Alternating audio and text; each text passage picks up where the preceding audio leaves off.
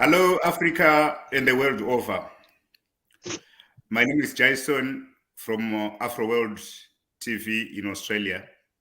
We go beyond the sensations. Today is a special day in Africa. We are having elections yet again in Kenya. And joining me tonight is Mr. Solomon Wahome, the governor, of which county I will have to know. Also joining us tonight is Mr. Omondi. These are seasoned political analysts and whose opinions you have to respect. You have your own opinion, please bring it forward so that we consider it. But these are the political analysts we have in Australia. So we're going to unpack issues and see what is happening today in Kenya in as far as this important election is concerned for the world, because Kenya is supplying products and even labor to the whole world and in Africa. So they are a significant stakeholder in world matters.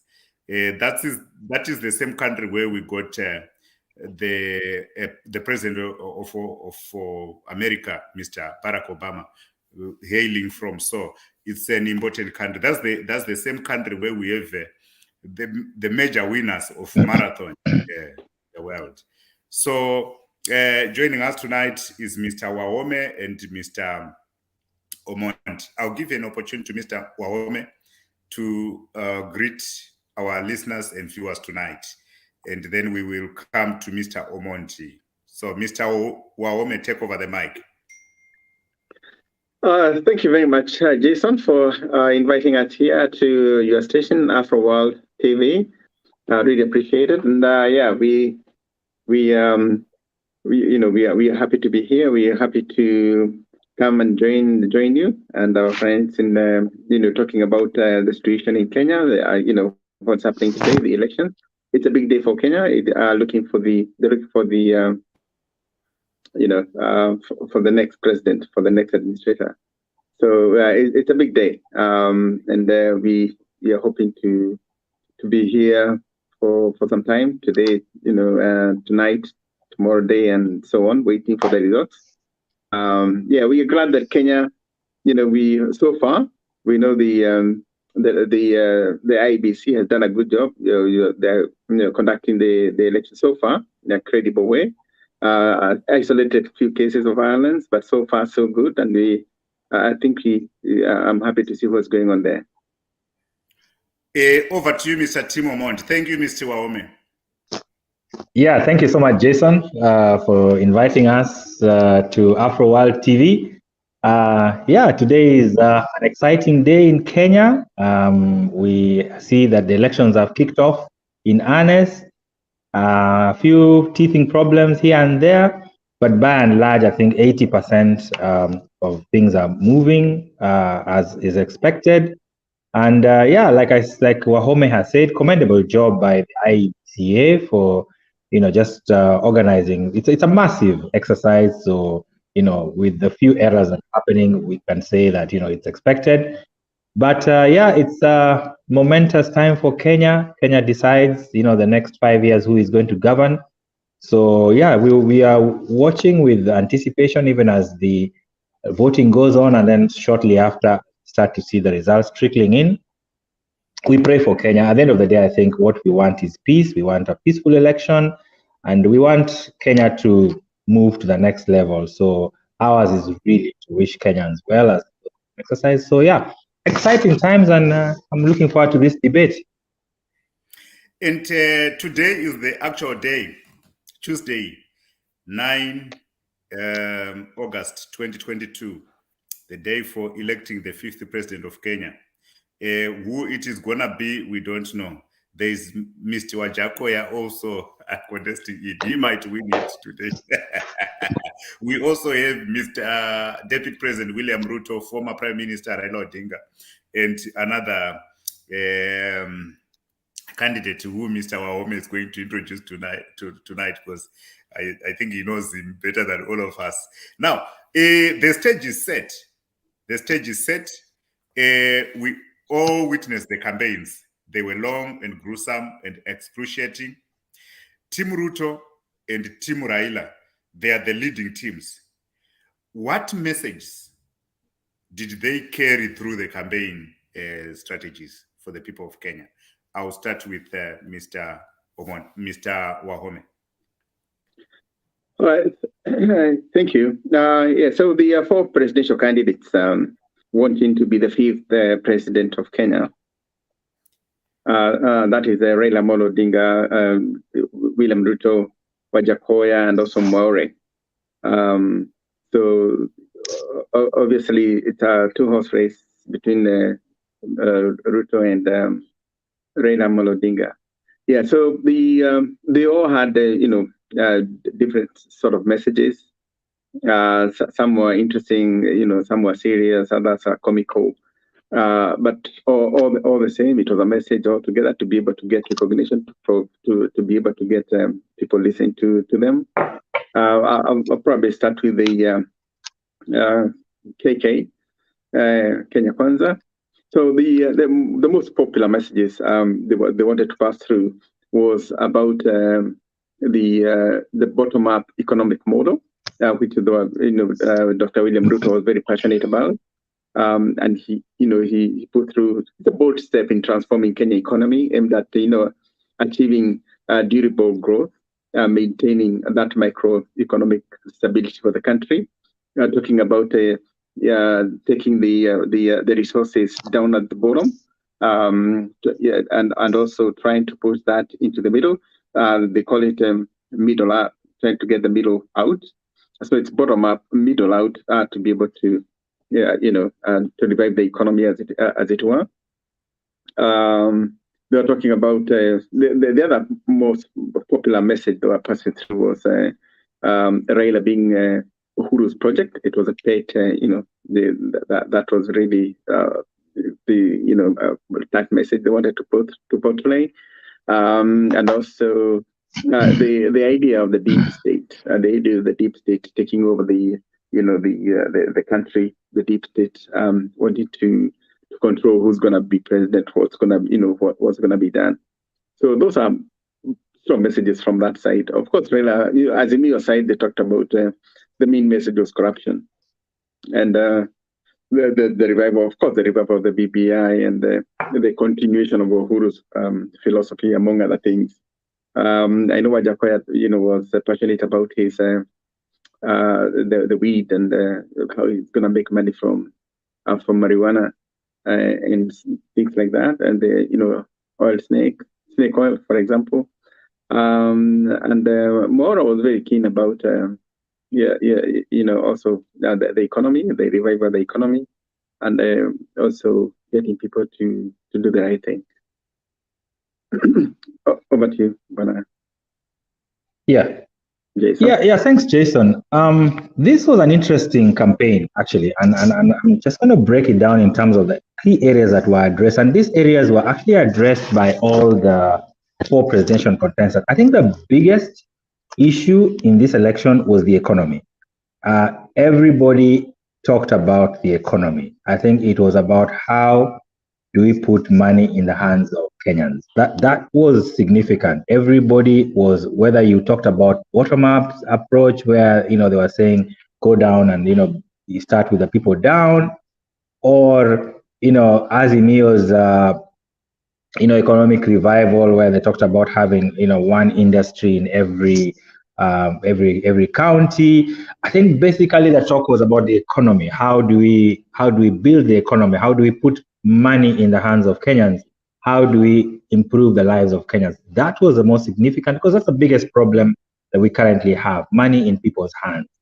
So that was addressed massively by all the four presidential candidates. Look, I want to actually give credit to Kenya Kwanza for this. When the bottom-up approach came, that is what started everybody.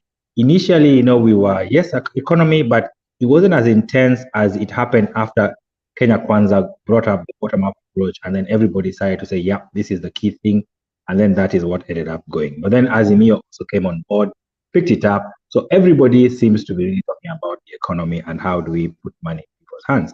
The other thing that was significant in this campaign was the healthcare.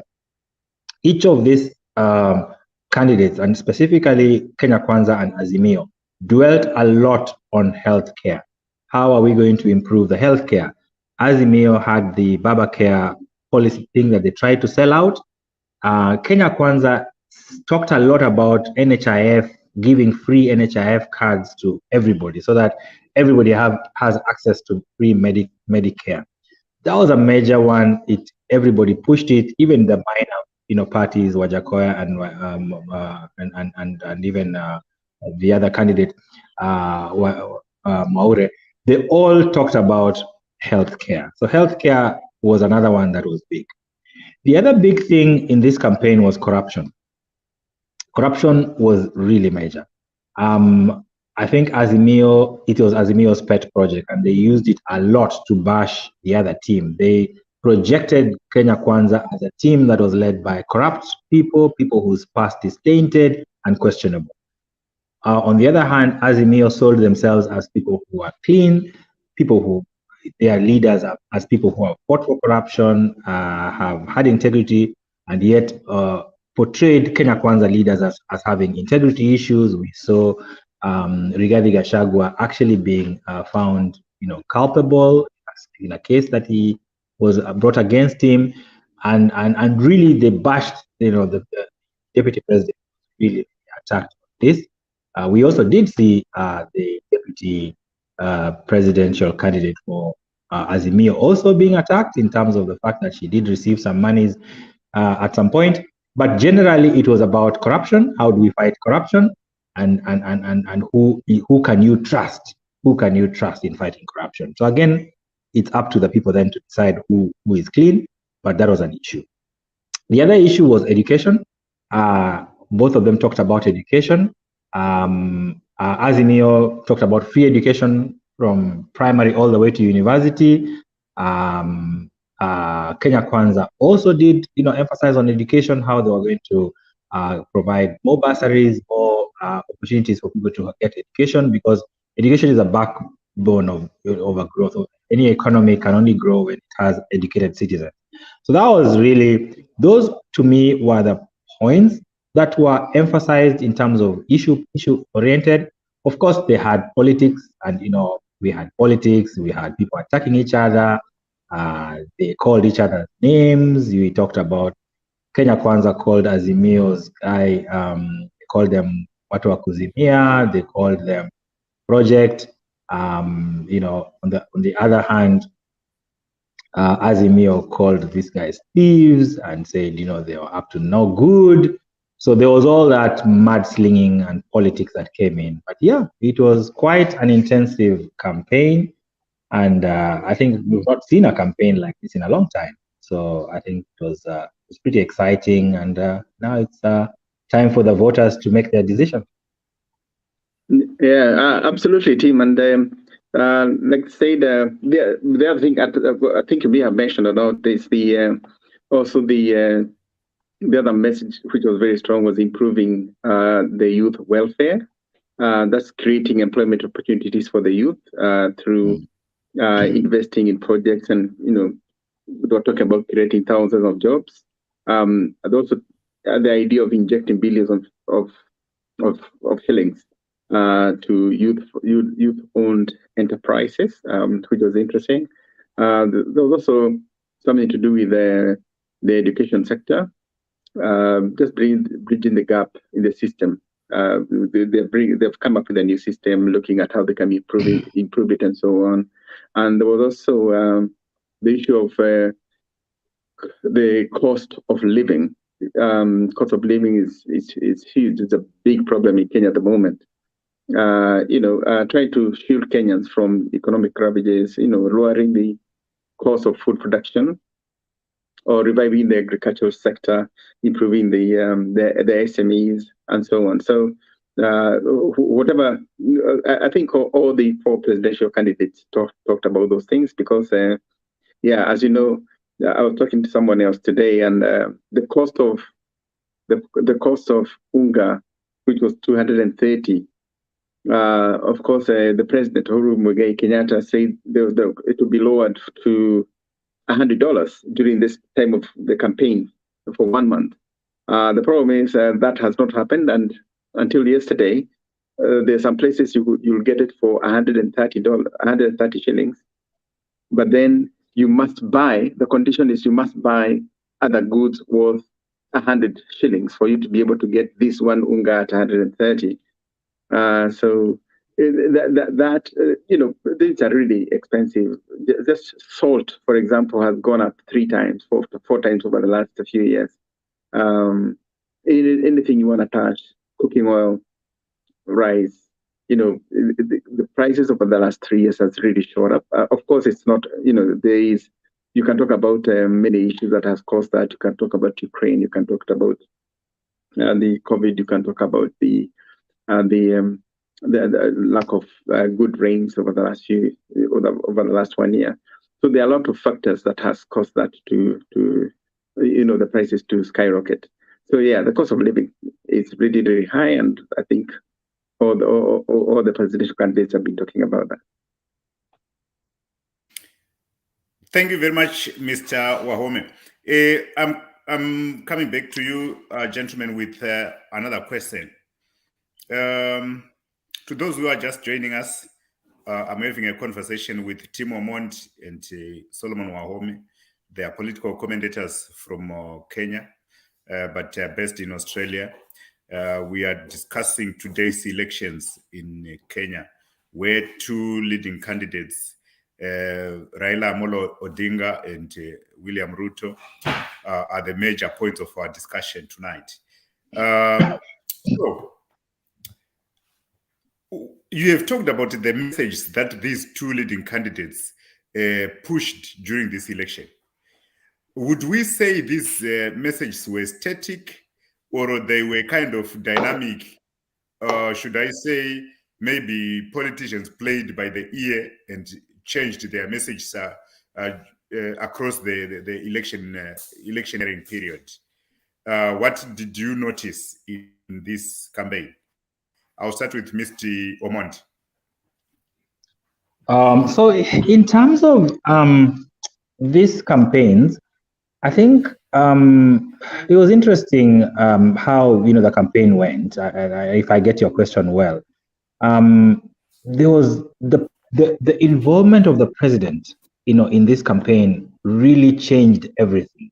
Initially, when we were going into these elections, like if you go 4 years ago, it was a given that William Ruto was going to be the Jubilee presidential candidate, and chances that he was going to win was very, very high. I mean, it was really like he was in the system and everything was okay. Everything changed when the president somehow changed his tactic and said he was not going to support. He got into the handshake. So the handshake really changed everything. And so this campaign has been about handshake, has been about the president, wanting to assert his authority on who his successor will be, and the reviving, so to speak, of Raila Odinga, who everybody thought, was going to retirement. And then you get, the creation of Kenya Kwanza as an offshoot of Jubilee. And then we get a totally different dynamic. So this campaign then mutated into, a split in Jubilee, an increasing in fortunes of Raila Odinga, who initially we thought was gone. He comes back. We'll see also a resurgence of William Ruto. William Ruto was somebody who we always knew was strong, but we see an even stronger William Ruto in the aftermath of the handshake. So very interesting developments. I think those 2 leaders, Raila Odinga and William Ruto, have had a brilliant campaign. They are seasoned politicians. We need to give them their due respect, because they really have the numbers. They have built up machineries. William Ruto has literally built up one of the most powerful political parties in the country within a period of about 2 years. That's not small. On the other hand, Raila Odinga has been able to hold on to his ODM party. This is probably one of the oldest political parties now in terms of the major political parties. And for you to have had a political party for 15 years plus is not something easy. So we're talking about two candidates who are very strong, who've shown themselves to be very, very strong. It'll be interesting to see, who wins. But whoever wins out of them, no doubt, these two guys command a large following. And even if the elections go, whatever way the elections go, you will not ignore William Ruto. You will not ignore Raila Odinga in the next dispensation. Yeah, so it's been an interesting mudslinging. Yes, we've had issues of people, bad politics, dirty politics of mudslinging, and that's normal. But I think this year it was much better. We've had worse campaigns, but this was much more mature, much more issue oriented, and I think we can only get better. Yeah, from here. I will come to you, Mr. Solomon Wahome, about this issue. Can you add your weight? Yeah, so of course there were constant messages. Not the. Of course, the messages kept on changing and evolving as people went by. Because, for example, initially William Ruto was only talking about the hustler nation, and then he was really talking about the hustlers versus the dynasties. But then, of course, along the line, he was joined by Mudavadi and team. Of course, that thing about dynasty died because of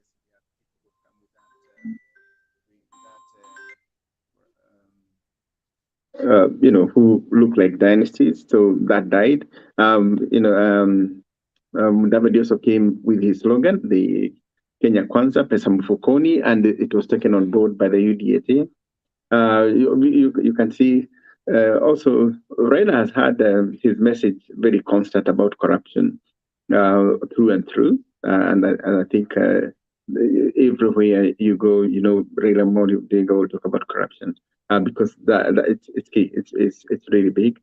The other thing that obviously the candidates were talking about was about the ongoing president, the outgoing president, and what is happening in the country, because things not the same. But there are a lot of things which have changed over time.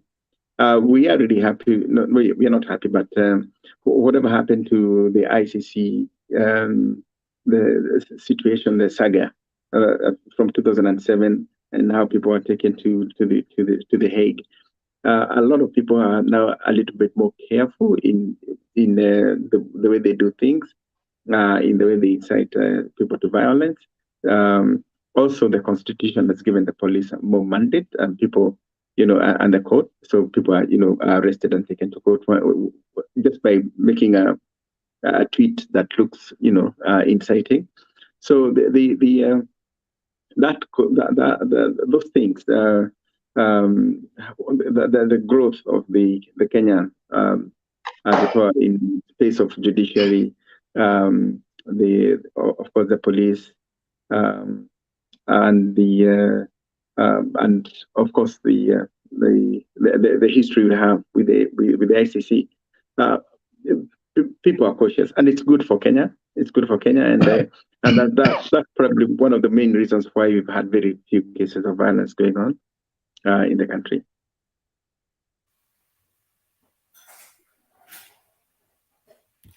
Thank you, everyone, for coming to join this broadcast.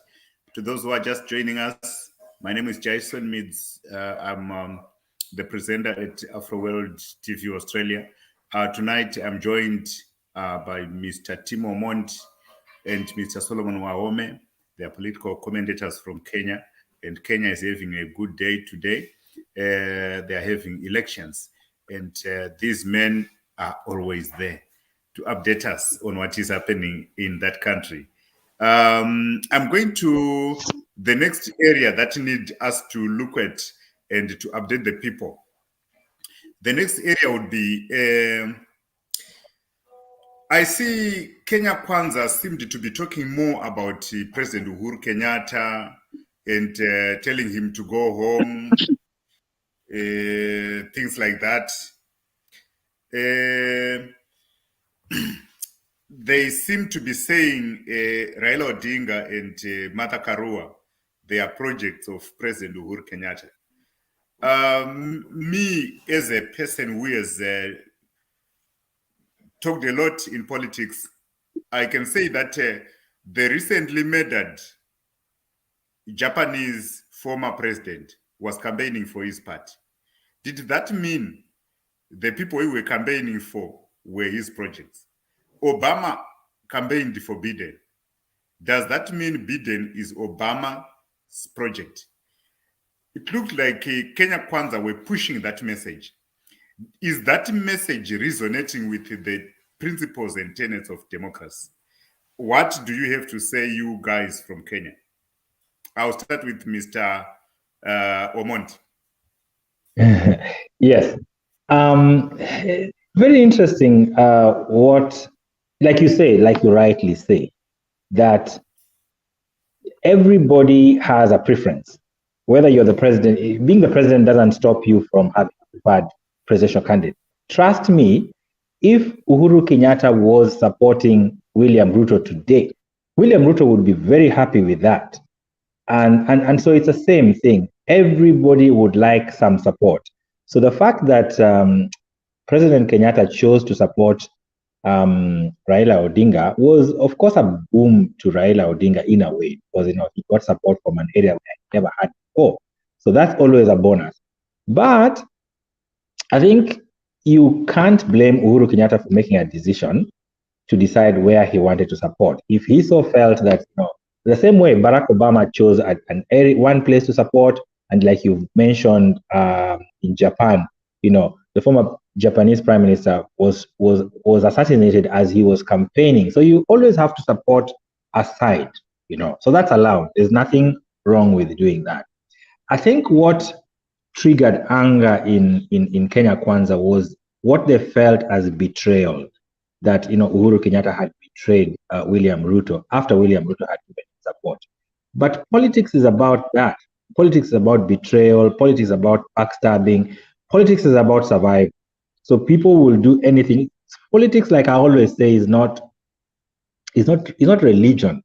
It's not do for me good, then I do for you good. Politics is about survival. And so Uhuru Kenyatta's choice was probably motivated by his own selfish desires or whatever he thought he would gain out of it. So yes, it was a boom for Raila Odinga in a way, because it kind of like it kind of like reactivated he was already gone. He was actually retiring, but now he sits, like him and Ruto, any one of them can become president. But Raila Odinga is achieving that courtesy of Uhuru Kenyatta's support. In terms of Ruto, I think also the fact that Uhuru did not support him also gave him some limelight. It gave him sympathy votes. A lot of people have sympathized with him. A lot of people have sympathized with his situation, especially Uhuru Kenyatta's backyard, the Central Province. I think Central Province has leaned more towards William Ruto because of the fact that they felt that William Ruto had helped Central Province, and particularly Uhuru Kenyatta, become the president last time. And they felt that by not supporting William Ruto, it would be betraying William Ruto. So again, Uhuru Kenyatta's stand, in a way, has been a boon to William Ruto. So we will still see what the numbers will finally go to. But like you say, it's not anything new for someone to support a particular area.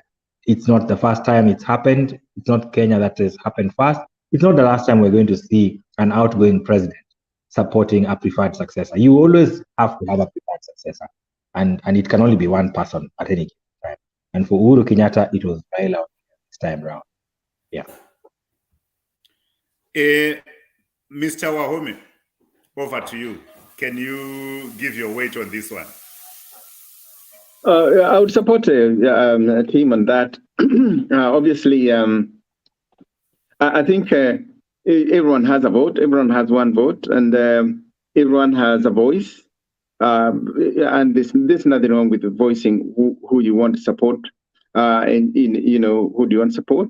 For example, Uhuru went in public and said, the only problem with that is, when you talk about betrayal and other things, before we talk about that, is going to public and, unfortunately, in vernacular, using swearing, using the God's name, in Kikuyu saying Mayaga, like saying, will you support me, for us to get rid of this one? And in God's name, it will be 10, mine will be 10, and then 10 will be for William Ruto. So a lot of people took that as with a lot of because obviously Ruto had really helped Uhuru to be president. And if I take you back a little, when that was happening during the campaigns of 2012, 2011, 2012, Uhuru was trying to get someone to support him to be president. And it was very difficult coming from, he's a Kikuyu and the previous president was a Kikuyu. So obviously it was very difficult for him to get someone. And he went to Kalonzo Musyoka. Kalonzo Musyoka said, no, I'm senior than you because I was deputy president, vice president for some time. He went to Raila Odinga, of course, he wouldn't. Then he went to someone else. I think it was Mudavadi and so on. So eventually he went to William Ruto, and they met the place called Gesheha, the Gesheha farm in Nakuru. There was Gesheha 1, Gesheha 2, Gesheha 3. Meeting with the Kikuyu elders, meeting the Kalenjin elders, discussing how they're going to work this out, and it was agreed almost under oath that Ruto would deputize Uhuru, but after 10 years, Uhuru will support him. But of course, like you said, things can go how they went, and of course that friendship didn't go as it was supposed to go, and Uhuru decided to support someone else. He changed his mind, and I think anyone can be able to change his mind. But that change of mind, Uhuru changed his mind, but he did not. The Kikuyu community did not change their minds with him. So obviously, and that is what has caused a lot of problems, because by the time he was changing his mind, William Ruto had already endeared himself to the Kikuyu community to the point that what Uhuru said the other day, that the people came there they were taught how to hate him, and he used that word. And so majority of people didn't want to go with him, and they chose to remain with what he had promised. And that's why a lot of people are saying you cannot break one agreement, one friendship. You cannot break one where there's peace. You go to another one, and then you cause problems, in your house. So people have seen that as a problem. But of course, it has worked for Uhuru. It has really worked for Uhuru over the last 4 years. There have been no issues in his government. His bills were passing without a problem. He's been able to manage the country the last 4 years without any issues because of the support from Raila Amolo Odinga. And for Uhuru to give it to him, there's a lot of benefit for working now. Uhuru working with Raila Amolo Odinga, because number one, there will be the old money. There's a lot of money,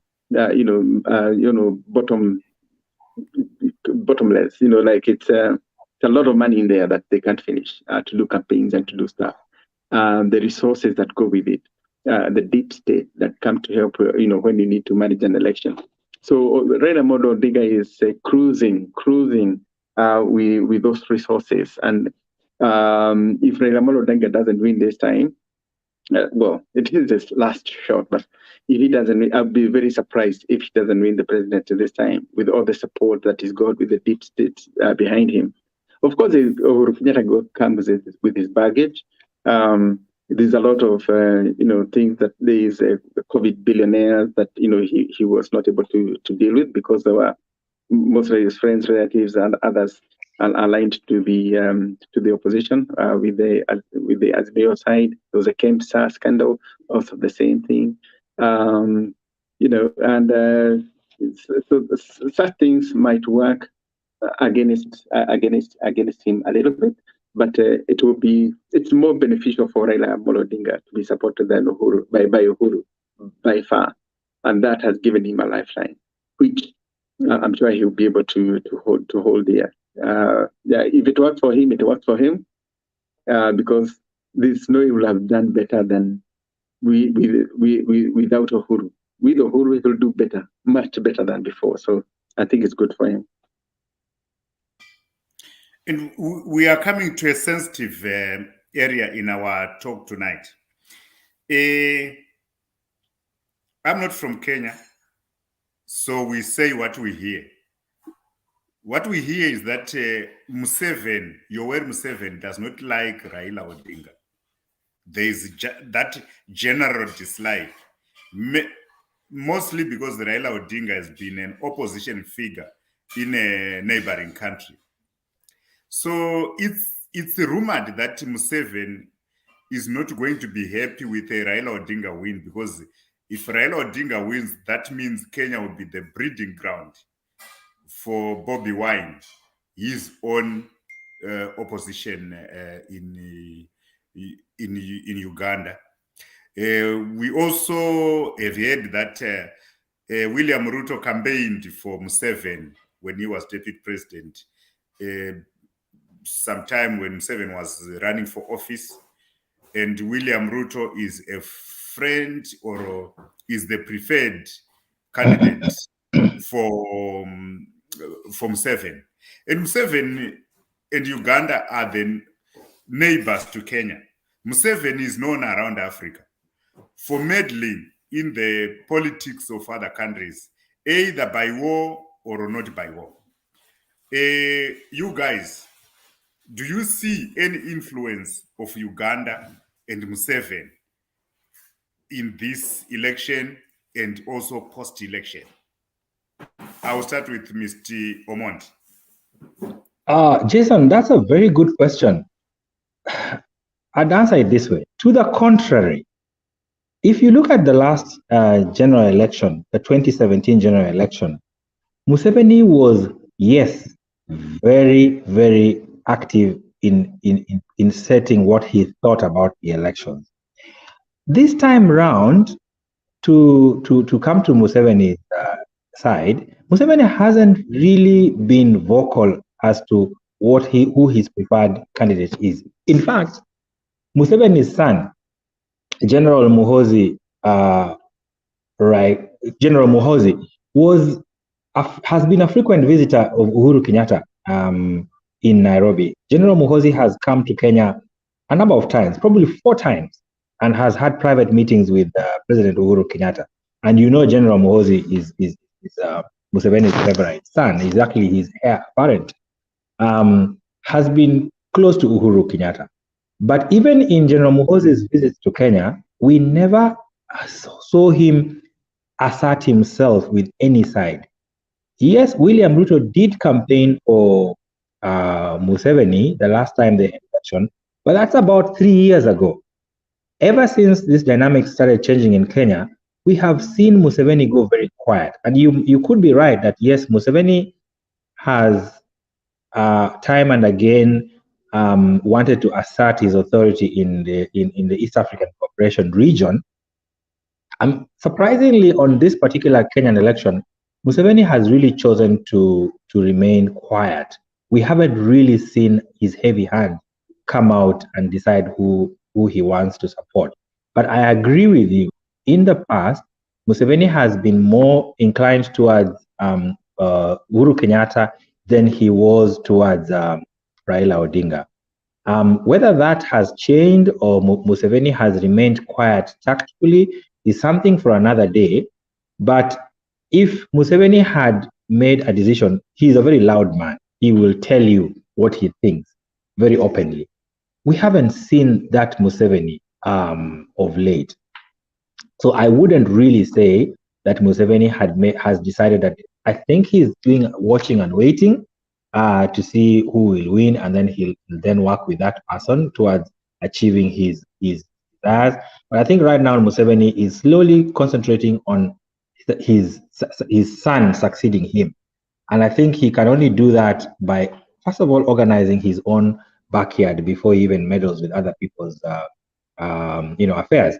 But also, Bobby Wine politics resonates with that of Raila Odinga. He's more of a radical guy. He's more radical, anti-establishment. He's very opposition in his blood. Resonates well with Raila Odinga of the past.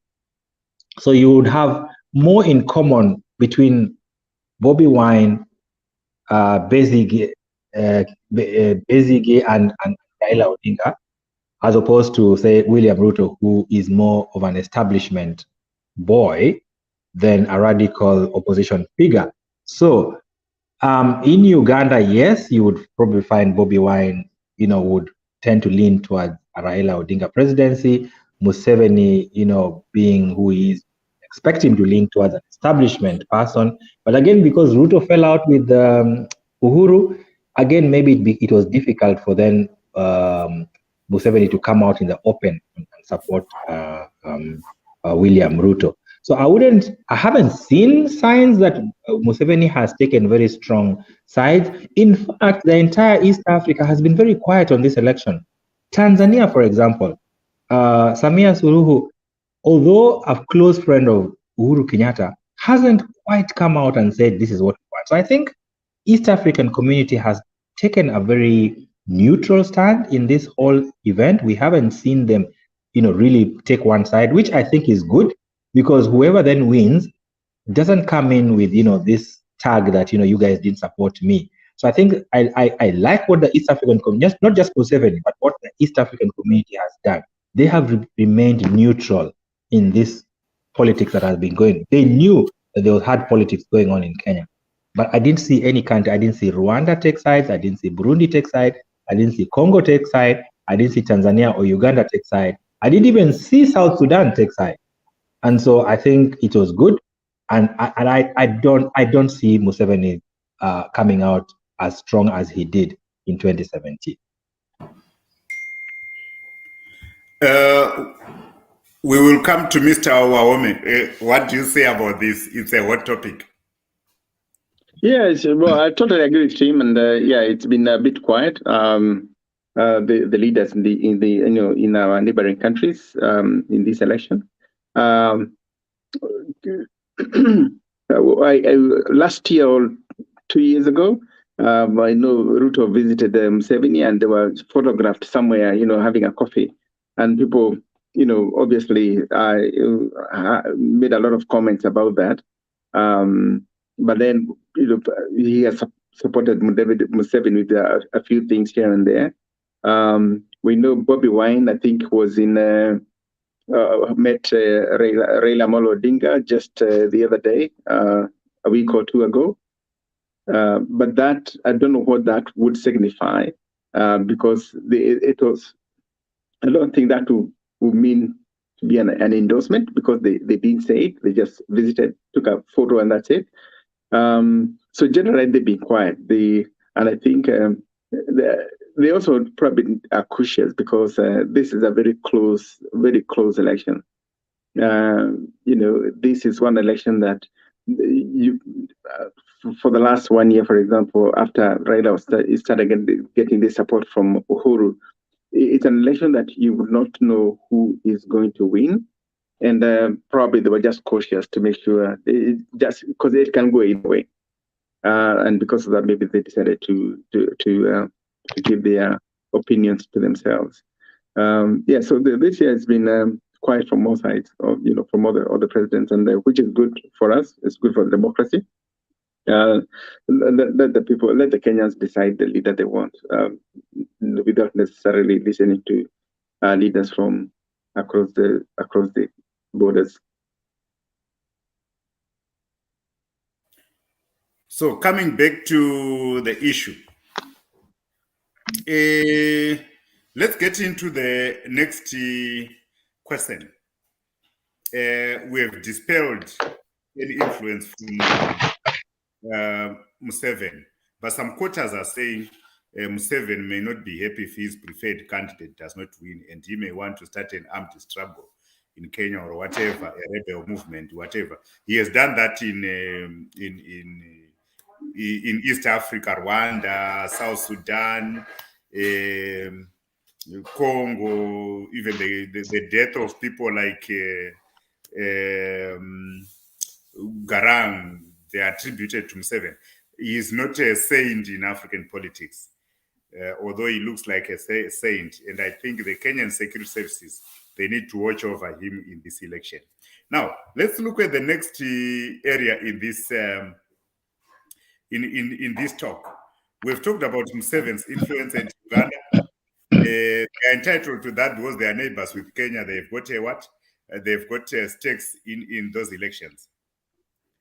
Now, this election, when it started, the campaigning, it was like we were going towards a democratic Kenya. This was an opportunity for Kenya to become democratic. But we saw it disintegrated into the usual African things, the usual Kenyan politics we know, of tribalism, or who is who, which community, which tribe, and all that stuff. Is there any way you think in the future, what should Kenyans do to subtract tribalism from their politics? I'll start with Mr. Omondi. Yeah, look, I'm going to give you something that I listened. You know, so I had a talk. I've had a talk with a few people in Kenya about the voting patterns. Look, worldwide, and this is not just Kenya. Worldwide, people tend to vote for their preferred areas. Even here in Australia, you'll find that the Italians, you go to those Italian strongholds, they'll vote for the Italian candidate. I mean, go to Hindmarsh, for example. You've got a candidate here called Georgianis. He's in Adelaide. Georgianis has been a member of parliament for years here in South Australia. Georgianis' base is Greek. Greek voters vote for him. That's why he comes all the time, because it's a Greek stronghold. So everywhere, people vote towards their preferred, where they come from. It's a worldwide thing. It's not just Kenya. It's not just Africa. It's in us. It's inborn in us as human beings to try to tend to go towards. Even the way people live here. You go to a suburb where most of the people from, you go to a place, you find a place where people from England, for example, live in a particular place in Adelaide here. They tend to all kind of like consolidate themselves in one area. So it's really a natural thing as human beings for us to tend to go towards where we've come from. And that's really what is happening even in Kenya, where you find people voting stronger towards areas where they come from. It's really natural in us as human beings. So I wouldn't take it as that tribalism per se is a bad thing. It's something that happens to us as human beings. And it's just not in Africa. I've given you an example. It happens. But the other day I was speaking to a few people in Kenya, and it's very interesting. In Nairobi, we have the governor's race. So the governor's race is pitting two very strong people.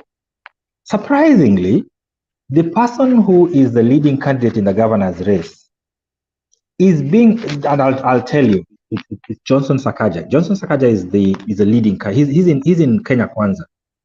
But Johnson Sakaja is getting support from across the board.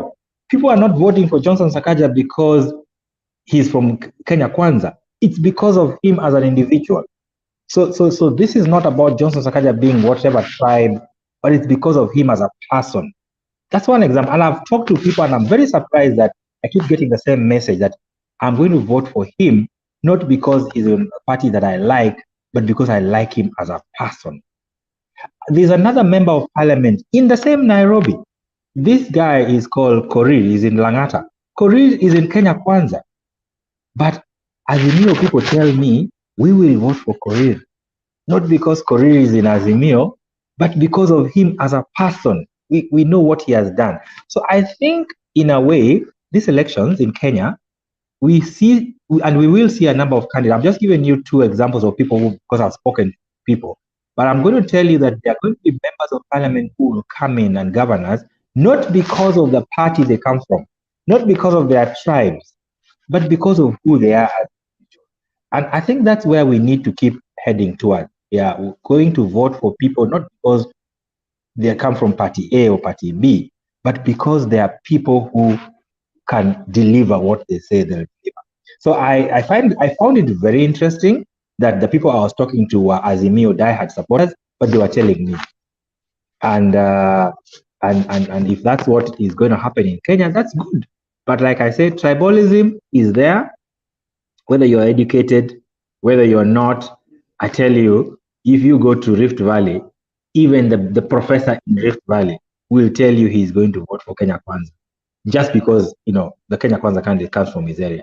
And you, same thing, go to Nyanza, in the middle of Siaya, even the most educated of people, he will just vote because of the person coming from their area. So it's something that is in us. I don't know if that will ever die off, but it's a reality we shouldn't run away from.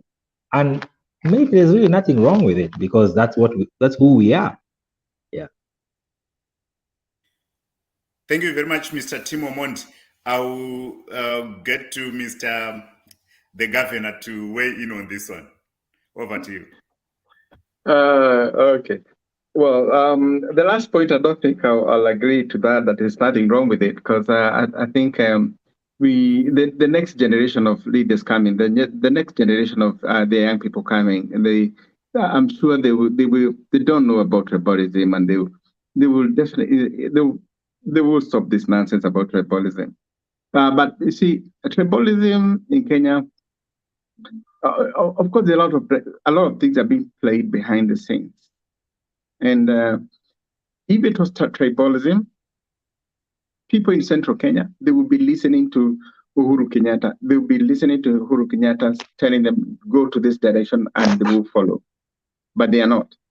And, and people are actually irritated. And I'm glad the team talked about Nairobi with Sakaja and the support he gets from, across the divide, because he's a young leader, a young breed of leaders coming who are devoid of any tribe. And what is happening in Kenya, unfortunately, it is the leaders who want to put the communities where they come from into those pockets of tribalism. And unfortunately, it's only a few families, who have been doing this for their own benefit. And it started in '63. You find Raila Amolo Odinga, Kenyatta with the Odinga, the Odinga Senior. And then those ones went up to some point. Then there was Moi and Raila, who was also vying for presidency at the time, although he didn't win. But Moi won for the longest time. Then came the next leaders who came, those Kibaki. Raila was still there on the ballot. So every year there's Kenyatta, Odinga. The next time Moi, Raila is there. The next one, Kibaki, Raila is there. The next election, 2013, Kenyatta, the younger Kenyatta, and Raila Amolo Odinga is there. Now we are looking for the fifth president, and in fact, Raila is there, and of course Kenyatta again, that the chairman of Azimio, is there. Unfortunately, this time, the Raila and the Kenyatta, who are in the same party, they are fighting against the hustlers who have no party. And these young people, especially in the urban centers, they don't know tribe. And all of them, they are looking at whatever hustler means. They are looking at themselves as hustlers. And, it is a force. Even if they don't win this time, this is a bomb that we will carry to the next election. And they're going to make a difference. The way the politics are run in Kenya, it will change. It will not be about tribe. It will not be about where you come from. And that is key. And I see that issue being taken very, very seriously in Kenya. Because we cannot just have the same families every election. Every election. There will be a Kenyatta, there will be and Odinga, Kenyatta, Odinga, Kenyatta and Odinga. No, that and or Moi as well. We cannot just have that happening. And you see, they put us in those boxes so that we follow them like that. But once we break from that yoke of the so-called dynasties, and people look at a leader, one of them, it will. If they win, if the hustlers, so-called hustlers party, for UDA, if they win, they'll take Kenya to a different place in terms of tribalism in Kenya. That is when tribalism will seem to end. And as of now, it is just starting. And when a force like this is starting, it is very unlikely that they can win. But the force and the message has been sent. In the next 5 years, we expect to see more hustlers, more people without tribe, people just supporting leaders regardless where it came from. We have 5 million, 6 million, 8 million people in central Kenya. 8%, 85% supporting William Ruto, who is not from central Kenya. That is huge. That's a huge message. And if people can now copy that in other areas, just look for a leader. Just look for someone who can take this country to a better place. That is what we want.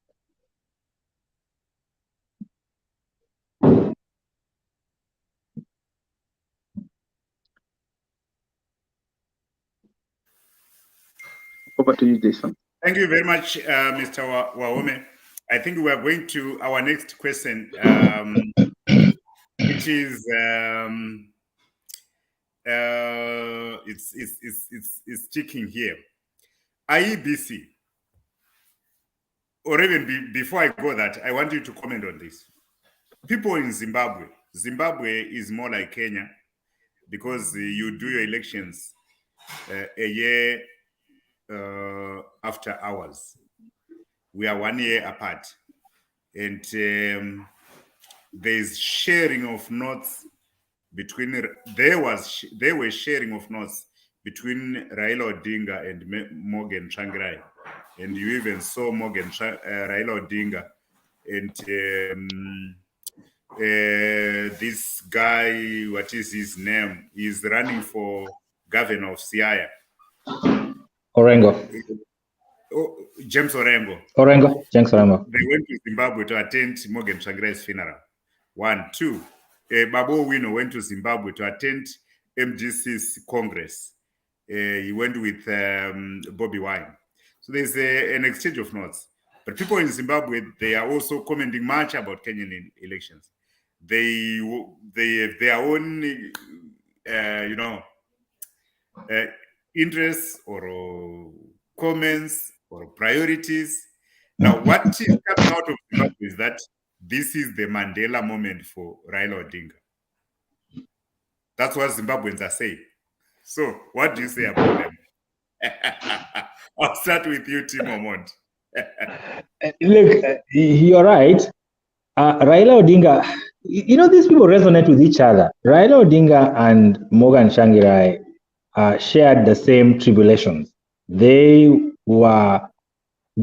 elections, they won some election at some point and it was rigged. Morgan Tsvangirai had to share power with Mugabe at some point, and so did Raila Odinga share power with Mwai Kibaki because elections were rigged. But that's not the only person who they share the same ideology with.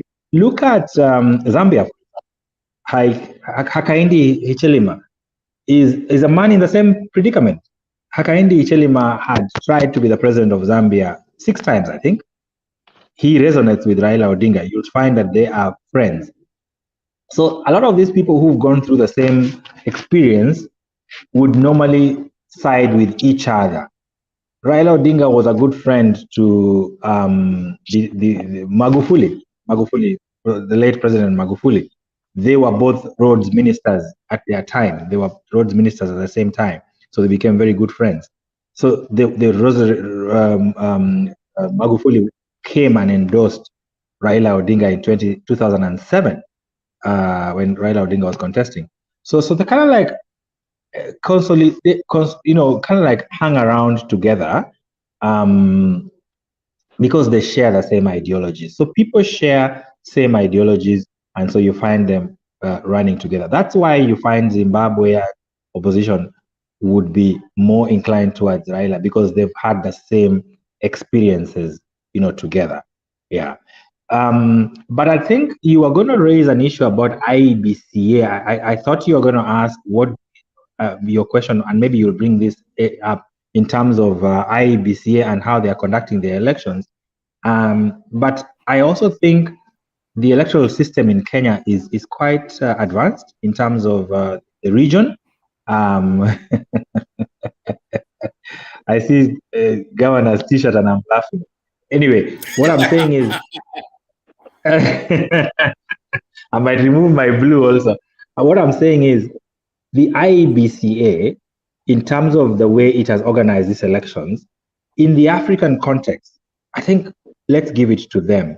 This is probably one of the most organized elections that is being conducted in the continent. I just spoke to my sister. I have a sister of mine who had just been in Lagos for some work. And as she was traveling back to Nairobi yesterday, she was in the same plane with a number of observers who had come from Nigeria. And they were telling her that we are coming to Kenya to observe the elections. And she said, why are you coming to observe the election? He says, we are coming to learn how to conduct elections. And that's why we're coming to see how the IEBCA is conducting its election. Because in Africa, it's very, we don't have good systems in place. So I think, by and large, IEBCA is top notch. I probably think the only other country that would do elections like this is maybe South Africa. But even Nigerians, these were Nigerian observers saying we are coming to see how the Kenyan election is being done because we want to learn from it. So I think, without being biased because I'm a Kenyan, I think IBCA's level of preparedness in terms of the standards that Africa set is way ahead of the pack. And that I can say without a shadow of doubt. Thank you very much. Let me just say something. South Africa is a bit more because in South Africa, elections don't change a government. Yeah. It's a gun that changed the government. From Thabo Mbeki to Jacob Zuma, there was no election. It was a gun.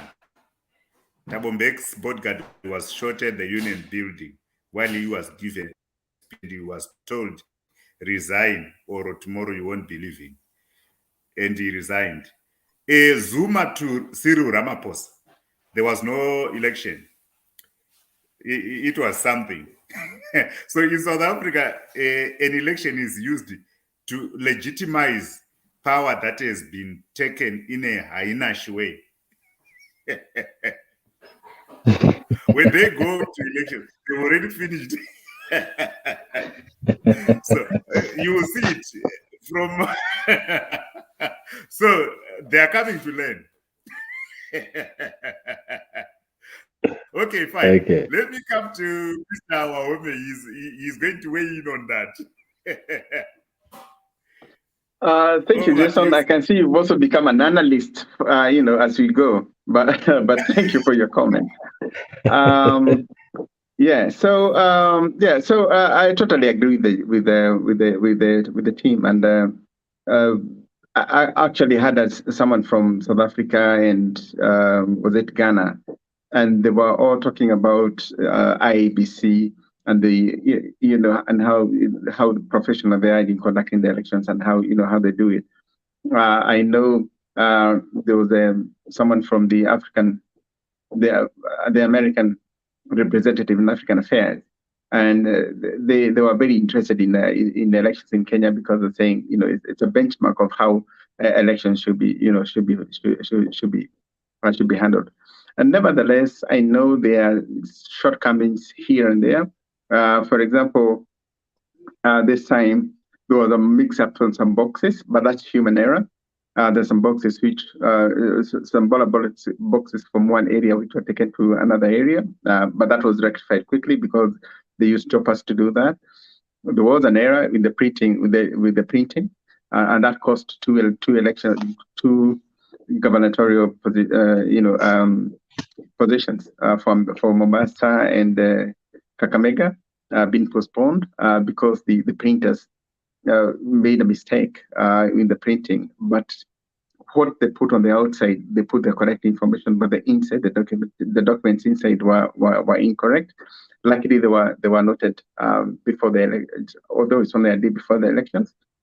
So, having said that, those are only 4 areas. So 4 areas where there was a mistake detected before the election. And don't forget, there are 54 million Kenyans, and 22,100,000 Kenyans are registered to vote. And there are about almost 16,000 positions, which are being, been contested. And out of that, only 1,500 positions will be filled. So it's a lot of work. And there are 49 or 42,000 police stations around the country. So there's a lot of human capital required. There's a lot of technical expertise required. The budget for it is quite huge because there's a lot of work going on. But having said that, they did a lot of work with testing the technology, the KIMS kit, the one that is used for testing, because I think the Court of Appeal has confirmed that there will only be they are not going to allow manual voting, so everything will be they need to use the KIMS kit.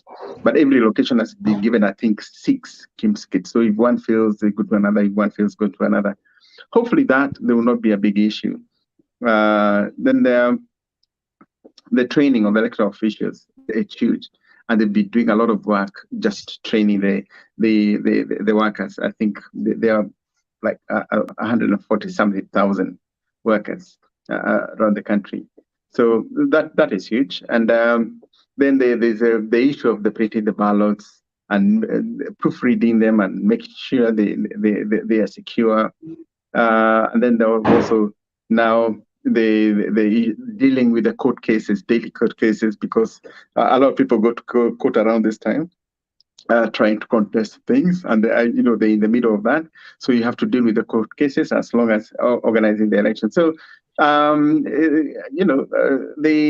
Chebukati, the chairman, is not a man to admire. He's a man under a lot of pressure, and the whole team. Let me say that the CEO and the team, they are people under a lot of pressure. There are people who sleep at the polling station, the returning officers. Sometimes they sleep there, just ensuring things don't go wrong. Because you see, there's a law that was put a while back where they said if a returning officer is capable of having made done something wrong, whatever it is, or colluded with people to make the wrong decision, there's a jail term. Like 5 years, there's a fine of up to 2 million shillings. So, returning officers, most of them take their work very, very seriously to ensure they do the right thing during these elections. But all said and done, I think we really have to thank Judge Kriegler from South Africa, who came to Kenya after the 2007 elections and set on how Kenya should conduct the elections. And the idea of having poll stations with only 700 voters, that was huge, because that removed the confusion and corruption. Because and then also the idea of having the presidential election being declared at the polling station. So what is declared in that polling station with only those 700 people? Once those elections, the presidential elections, are declared, those are final. They cannot be changed. And that has caused that is a serious loophole that has been sealed in that space. So that Kriegler did a lot of work to make sure that the IBC, or whatever it was then, they are doing that. And also, I also need to commend the court, the Court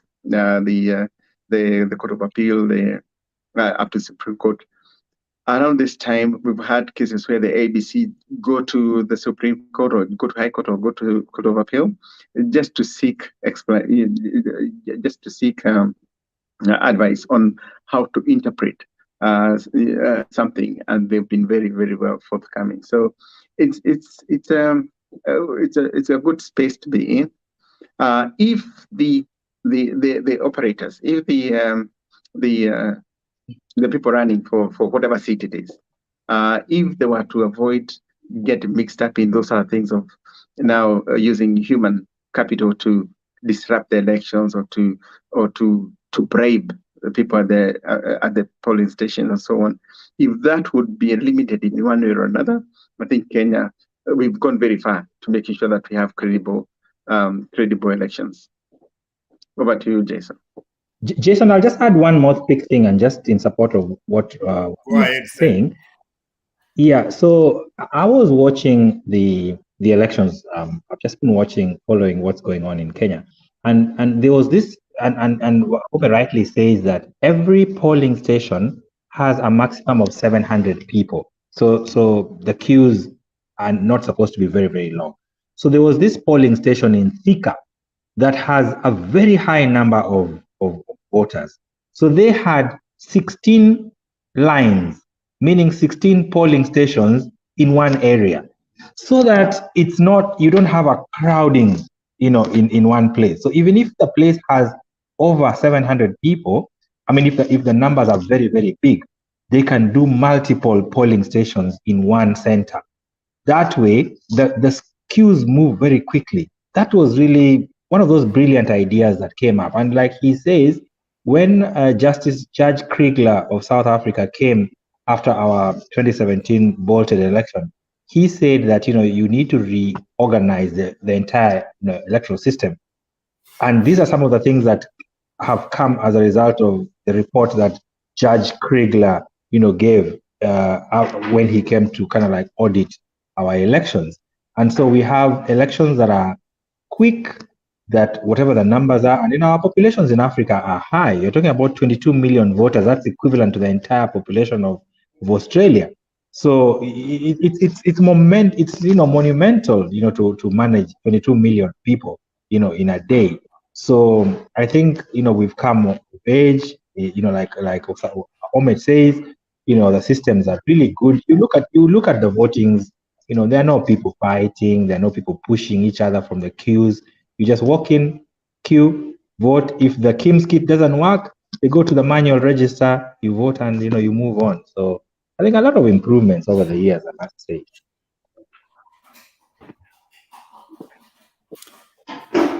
Yes, gentlemen. Our last question for the night, an area that we need to look at is IEBC ready? And also, who do you think is going to win and why? Thank you very much. We'll start with Mr. Wahome because we had missed him speaking last. Okay, because I thought that's what we were talking about, being IEBC being ready. You are right. We finished about IEBC. Let me rephrase my question there. Okay, someone talked about the deep state. We have always heard about the deep state in Kenya. Who are these deep state? And after that, who do you support? Who do you think is going to win? All right, cool. You put your bet. Let me say, deep. Oh, is it me? Yes, I'll come to you. Yeah, go on. Just go on, Mr. Wahome. Okay, cool. Yeah, so deep state. Deep state has been characterized as a body of people, typically influential members of the government. These are agencies. They could be in the military. People believed to be involved in or leading secret manipulations or in the control of government policy. Largely, that's what the deep state people are. And unfortunately, in Kenya, especially this time, they are deep. They are really, really deep. Now, and a deep state can be worse when it's being supported by the president, for example, or or the prime minister. In Kenya, the deep state sometimes they may not have the blessing of the sitting president, but the work behind the president. And we found that during Kibaki's time, where he was there, but they had very, very strong people behind him, especially when he was unwell. People who were there controlling things, especially when they want to do the wrong things, make decisions, get contracts, make money, and so on. So they are faceless. Sometimes they are faceless people behind there who are very dangerous people in a country. Now, in Kenya, we've had these very well connected individuals taking over industries and systematically from one to another. And in some cases, unfortunately, where the president's family is mentioned, it's unfortunate. But you find the systematic things happening. For example, you find from the I'll quote one or two cases where from when Uhuru Kenyatta was the Minister of Finance and the Deputy Prime Minister, and the family was running a milk industry, and systematically they started buying small companies here and there, sometimes not willingly, sometimes just being cajoled to sell, not necessarily willingly. Over a period of time, they came and took over the milk industry like 80%, which is unfortunate, and then manipulating the prices and so on. So that is work of how the deep state, an example of how the deep state will do things. They will come and look at a company like Keroche, for example, and decide we want a cut in this company. And if you don't, you find now Keroche company, it's a beer brewing company. You find them being taken to court over things, tax and so on, which has been pending for the last many years. You find 2 days ago there was a clip. There's a letter which was sent, a very sad letter which was sent by one of it's a billionaire club members called Paul Nogo. He started a company. They started with other people a company called Sports Pesa. And they were making huge amount of money. They do gambling and all sorts of things.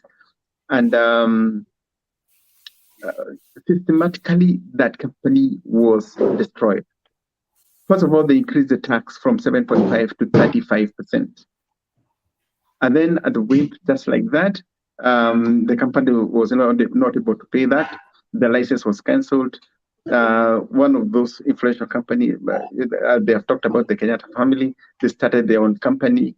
They took over everything, all the systems for this Sports Pesa, and now it's running as a different company. And the tax was reduced from 35 back to 7.5%.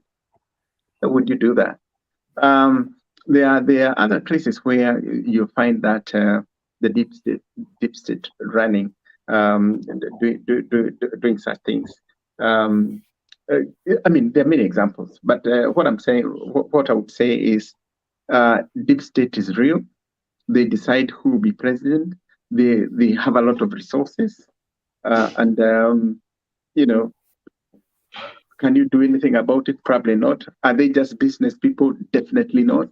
They are more than just business people, and they can cause chaos in any country, not just in Kenya.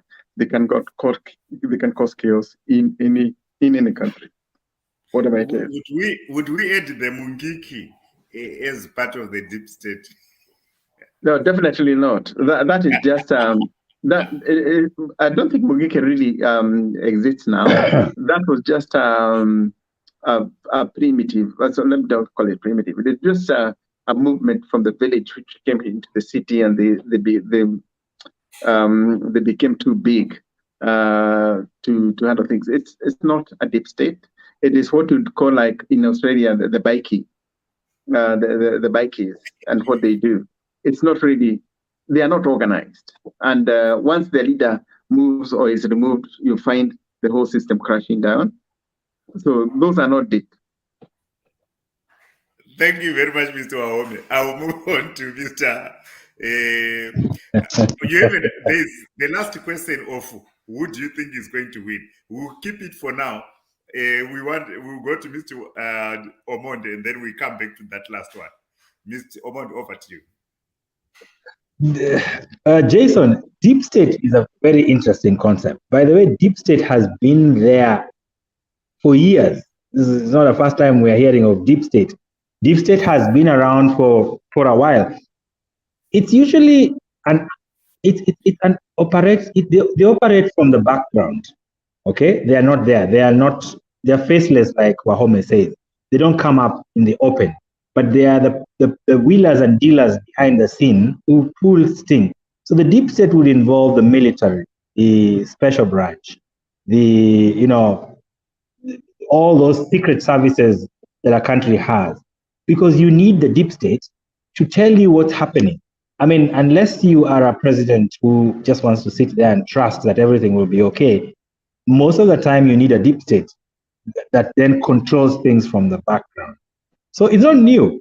The fact that deep state is being brought up now, and by the way, deep state in Kenya was really emphasized by William Ruto. He brought it up. In fact, he's the one who brought up deep state. Many people never even knew of the word deep state until William Ruto mentioned it.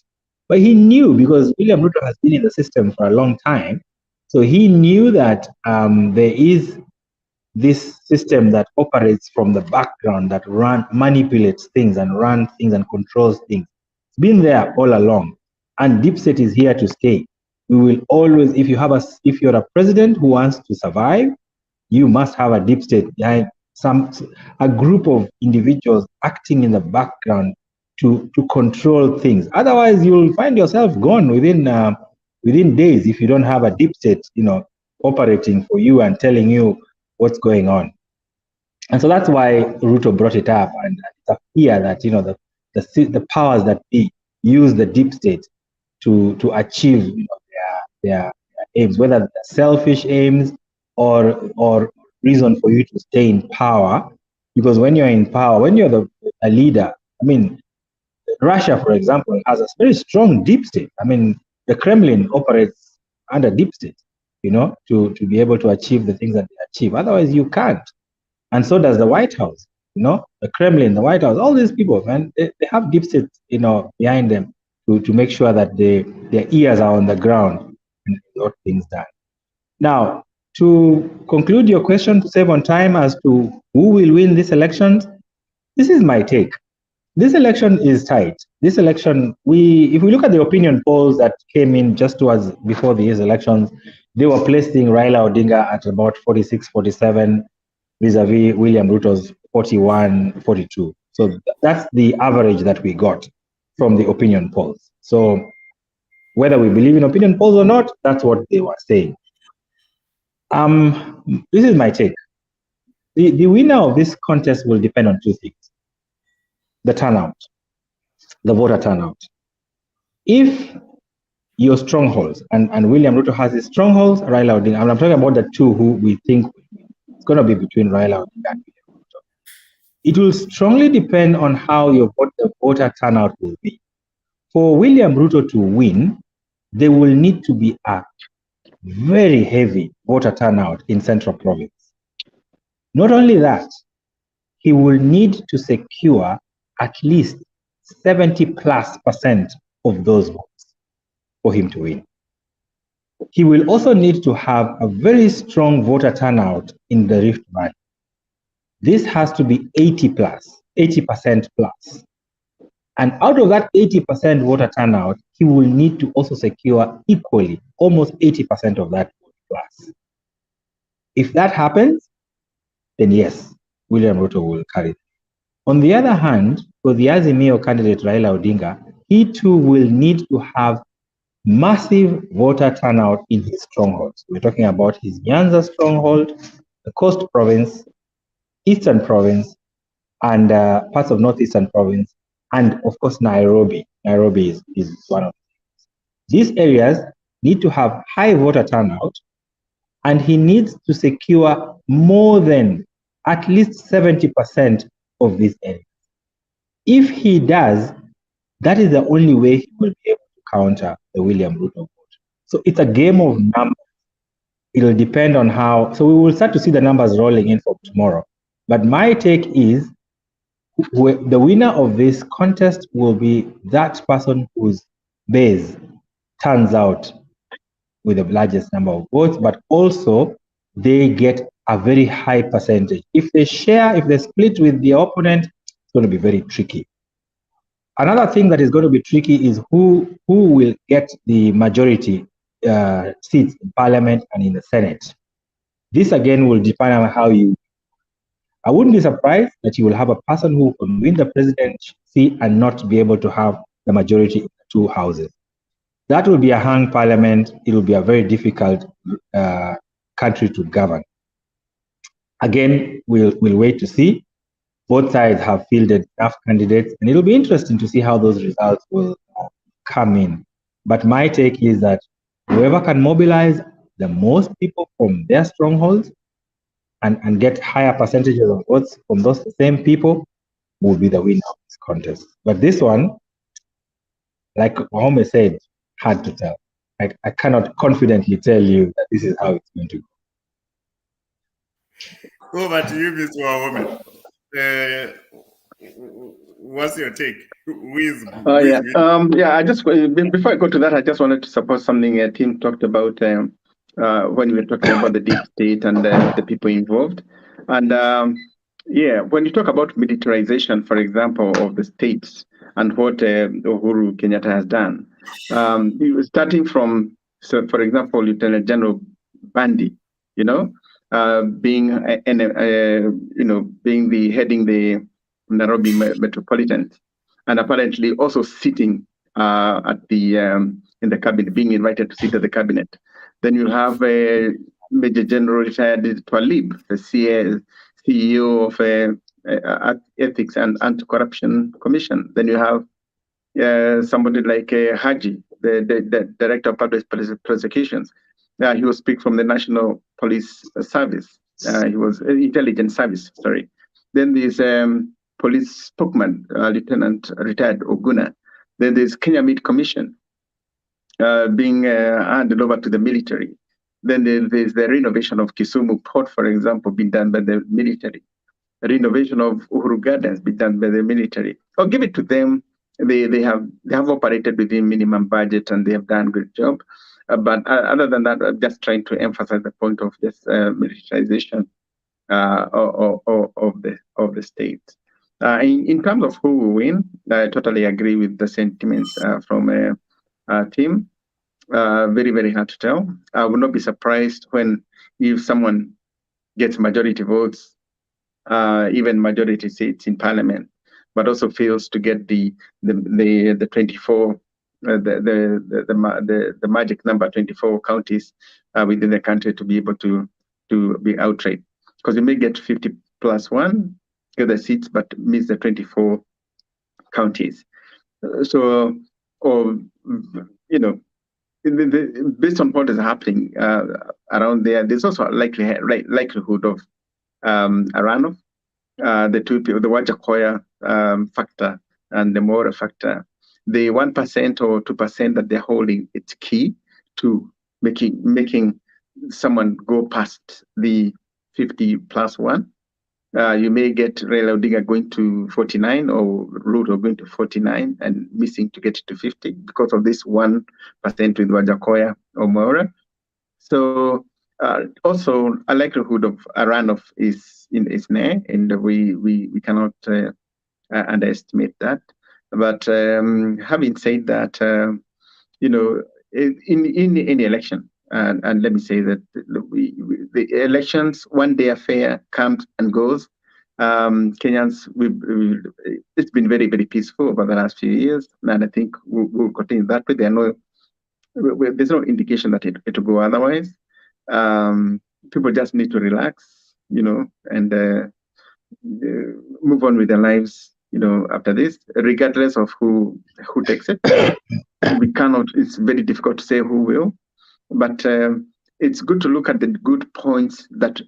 If I support UDA, I need to look at the good points that Raila or the Azimio team has. Look at their manifestos and look at the good things that come with it. So if they win, people in Azimio, they need to also start looking at UDA and their manifestos and what they can do for the country. And in between, whoever wins, we know it's a win for all of us. And we just wait for the next 5 years to go into another election. Thank you very much. It was nice having a chat about this, and I think we should all be descending into our gadgets to see what is happening in as far as the publication of results is concerned. So we agree that it is still not clear as who one can bet with. I think we will end it here, and we will come back in the next days to do the post-mortem of this election. Before we go, we can say bye to our viewers and listeners. We'll start with Mr. Wahome and then Mr. Omondi. Yeah, so I would like to say those who are here in Australia listening to or watching what is happening to Kenya, let's keep doing that, and let's get together and celebrate. Whoever wins, celebrate, with grace, with the magnanimity, and whoever loses, the same thing. With grace and magnanimity, just lose and know that there is a tomorrow. Whoever wins, just know that just another day. It's another leader who has come.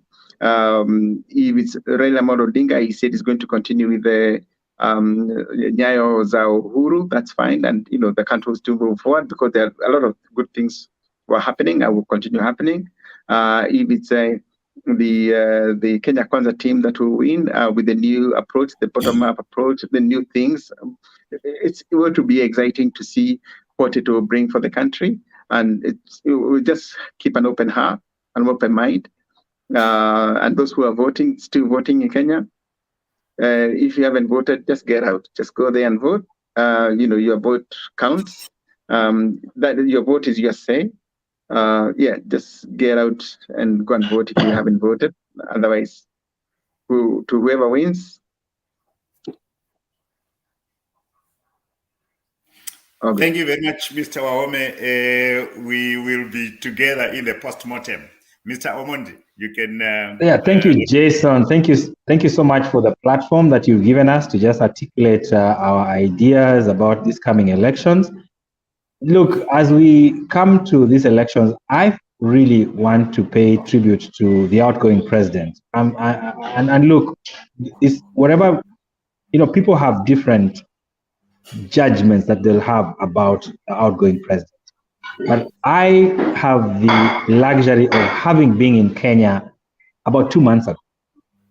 And I can tell you that I'm proud to be a Kenyan. I'm very, very proud to be a Kenyan. It has made strides that we haven't seen in many, many years. We have moved in terms of infrastructural development, in terms of systems just being put in place.